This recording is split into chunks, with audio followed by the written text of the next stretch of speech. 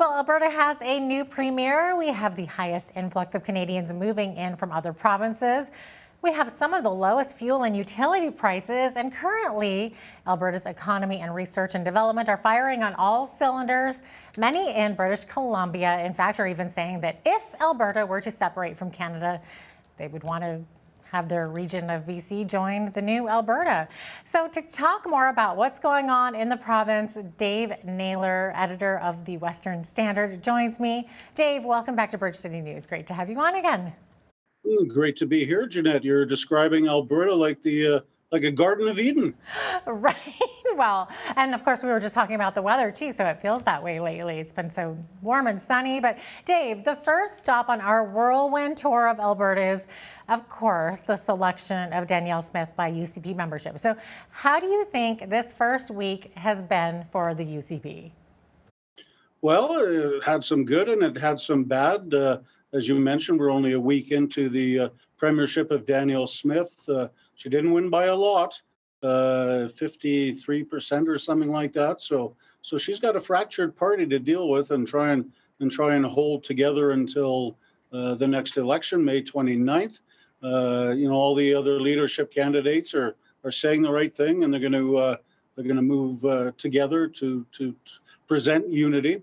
But her very first press conference, she seemed to put her foot in her mouth by saying people who were unvaccinated against COVID face some of the biggest discrimination she's ever seen in her life. And of course, some media picked up on that and got outraged from various groups and organizations. And Smith issued a statement the next day, and she didn't apologize. She just clarified it and said, she's going to work and work with all these other groups, and we must stamp out discrimination on all levels.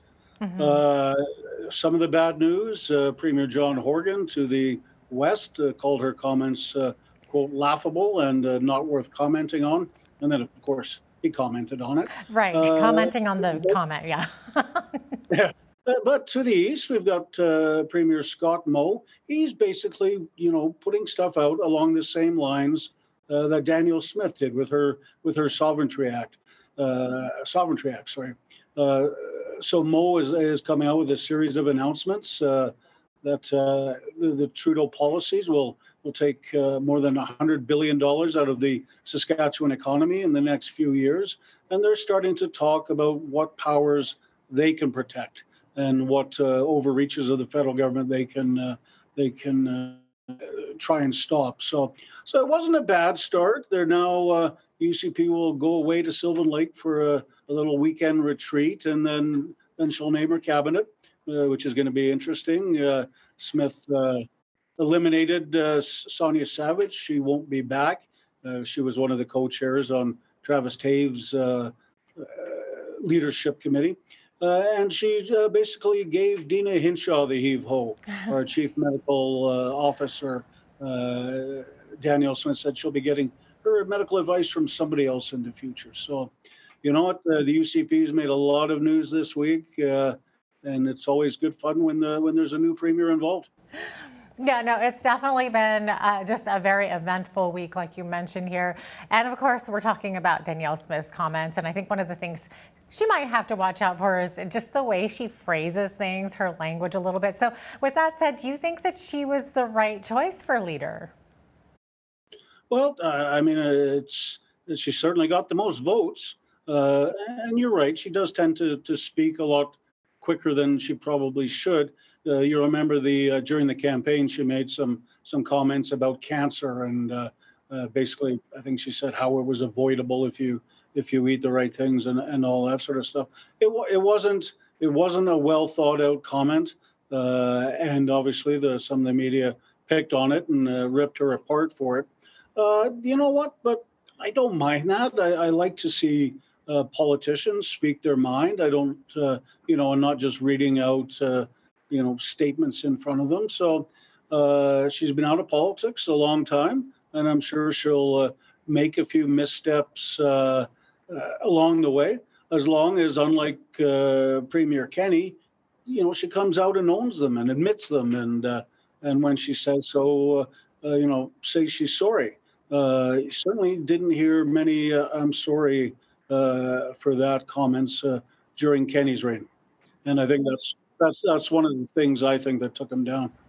And it makes for some interesting news headlines as well. So, what would be your advice to her if you were to give her talking points, Dave, or would you at all? Would you just let her Well, do I mean, what she does? if yeah, I mean, if I'm her speechwriter, I think you've got to appeal to the people that got her there, so to speak, so she doesn't lose that base. She's got to take a deep breath and just think before she talks, but not lose the appeal of the honesty and the and being able to see there's a real person there. So she's got her work cut out for her. She's got to clean house in the premier's office. She's going to bring in her own circle of advisors.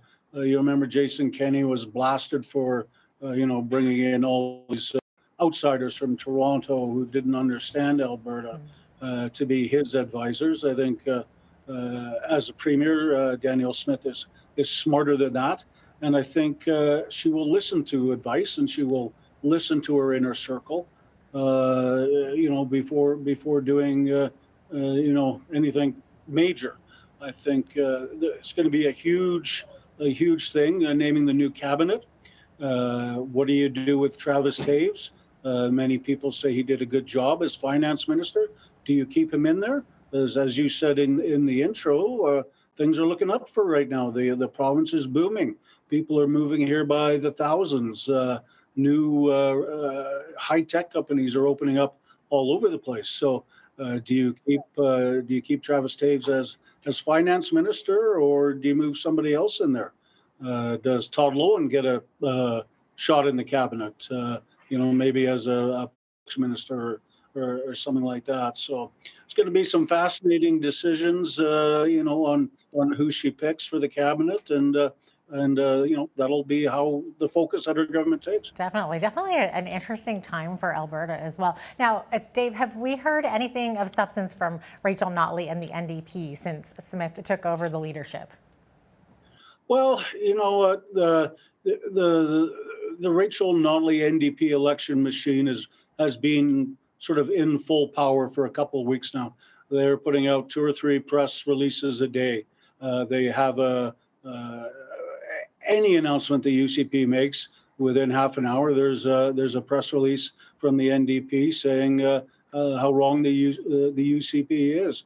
Rachel Notley held a press conference an hour or so ago, again slamming Smith for her COVID vaccine comments, saying it's unfit and she's not worthy as a leader. So, the election's not too far off in May. I think it's fair to say the gloves have come off already.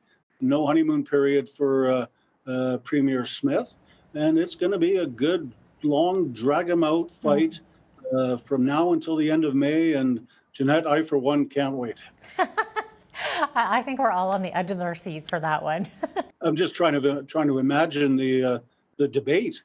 Right? I mean, those two would tear into each other. Oh, absolutely. I think it will be very exciting as well, because they're both such strong personalities, if you would, right? Okay, so one thing that we have been discussing this week that we're seeing is Smith's need for a seat in the legislature, which now MLA for Brooks Medicine Hat, Michaela Frey, is volunteering. So this is a solid conservative seat, but it sounds like the NDP are considering bringing in a ringer to win the seat. So what are your thoughts on this, Dave? Well, she needed to get into the legislature quickly, and obviously she found a willing participant to stand aside. She did take a lot of flack, though, because she called the by-election in the Brooks Medicine Hat one, but did not call it in the open seat of Calgary Elbow. Some people said she should have run in Calgary Elbow, but she wants to represent a rural area. She says to show the importance of the rural voter and what the rural person thinks. And it is going to be a battle of rural versus urban in the election. Do you right think that now, that's what it really is, or do you think that she has possibly more popularity in that area I as think opposed to Calgary? she would have a tougher time winning in Calgary Elbow. There's no doubt about it. And that's what it's going to come down to in the election. The rural areas will support the UCP. Edmonton will be a solid NDP, and Calgary is the battleground. So, can you Wow. imagine if she ran in Calgary Elbow and lost? Could you Holy imagine? cow! Yeah. So yeah, I think obviously Brooks Medicine Hat is probably a safe seat, and she made the right call. Um, but it does look, it is a little bit hypocritical not to call it at the same time, I think. But but it just gives the NDP ammunition to say she's afraid to do so. What about Smith uniting the party and bringing back Todd Lowen and Drew Barnes? Is this a good or a bad decision? Well, I think it's good. From what our sources said, the vote to expel Todd was very close. The Danielle mentioned Todd in her victory speech. Said, we'll see you Monday at the caucus meeting, and we talked to Todd yesterday, and he confirmed that he's officially back in. Uh, Drew Barnes is another issue. He has not been mentioned at all by Daniel Smith, and he sort of hasn't issued a statement yet. So Drew Barnes is going to be a lot more interesting to see what happens to him. And yeah, another story for us to keep an eye on. Now, we've also heard in passing that Leela here may run for the federal Liberals in an upcoming federal election. Have you heard anything about this?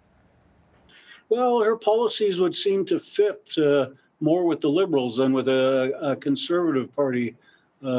She ran on she was basically called, as far left a UCP candidate as you can get. There were rumors that she may run for the NDP provincially. Her board has had a lot of troubles, boards being fired, boards being rehired, new nomination votes going ahead, and she had family members on the board that was dismissed. So it's really been an ugly time for Miss Ahir. Yeah, not to mention her Again, Twitter account being hacked and all of yeah, that mess, right? yeah. I mean, it's one thing for a Liberal to get elected in Calgary, in Northeast Calgary, where they were elected federally. It's another thing to elect a Liberal in a rural area. I'm not sure that's even happened in my lifetime. But yeah, well, she's got an interesting future ahead of her too. Yeah, definitely. Now, you'd mentioned, of course, Jason Kenney earlier in our interview. So, in your opinion, what value would Kenney bring to the table as an MLA? Nothing, absolutely nothing. He's not. Surely he's not going to come back as an MLA. Surely he's not going to sit in the same caucus meetings with his successor. I don't see how he can swallow his pride and do that. Yeah, it would be difficult. Yeah, in fact, I had a story yesterday. There's a website, or sorry, not a website, a Twitter handle called Unite Alberta, which basically is operated by Kenny and his people, for lack of a better word. And they put up a very scathing tweet about Premier Smith's comments on the COVID vaccine, basically saying, "Oh, she didn't apologize because she didn't use the word sorry. Maybe she doesn't understand the issue." Oh boy. Now that tweet was up for a grand total of 3 minutes before it was taken down. But as you know, Jeanette, yourself, in this day and age of social media, in that 3 minutes, it was screen captured by hundreds of people, and that tweet is still out there now. And this is coming from the Jason Kenney-led Twitter handle. So, he's already poking at his successor. So still hasn't resigned as an MLA, but I honestly can't see him going back into the ledge. There's rumors, that he's going to, get on the board of directors of various companies. So we'll see how that goes. But I, for one, will be shocked if he is seen in the legislature again. Yeah, maybe he'll start up his own distillery and call it Sky Palace Spirits or something. Who There you knows? go. Yeah. Not a bad idea. There you go. We'll see what's in the cards for him. It looks like we're out of time, though. But thanks so much for joining me once again, Dave.